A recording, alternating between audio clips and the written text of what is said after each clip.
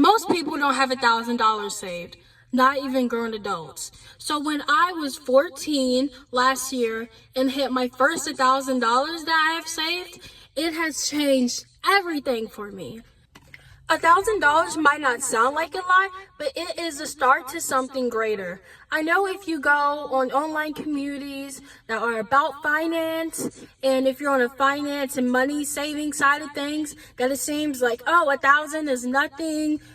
10,000 is a range where we start getting serious, but you need to understand that there is very rural parts.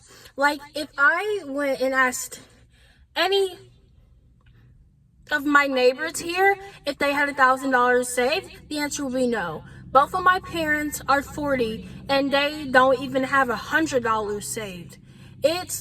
When you go online, it might seem like it's a lot, but reality is a lot of people, and I think there's some study about this, that Americans couldn't afford a $1,000 emergency. Life or death, they couldn't afford it without having to take out a loan or borrow money. $1,000 is a lot. Once you hit that 1,000, then you're gonna want the 2,000, the 5,000, the 10,000.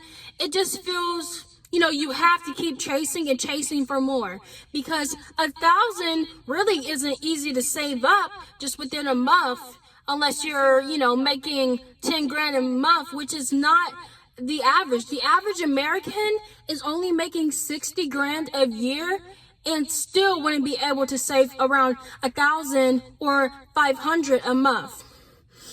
Money isn't for spending. It's really to have freedom.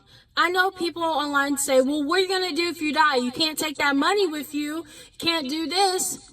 But money, it's something, it's financial freedom. I don't have to be spending the money. I know I have this money. It's a safety cushion for me in case there was a real emergency. It's the nights where I know my parents don't have much money and there's no food in the fridge and their car's breaking down. I will feel a little bit better knowing that, hey, if I did really, really, really need some food, I do have the money to get me something to eat and to provide. Not saying that every time I'm going to use my money, because it does happen often. My parents are not broke. My dad has no job. My mom makes $8 an hour because we live in Texas and the minimum wage is $7.25. All right?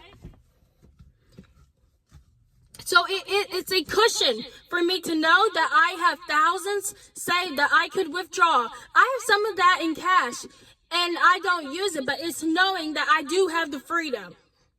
Money really isn't for spending. All right?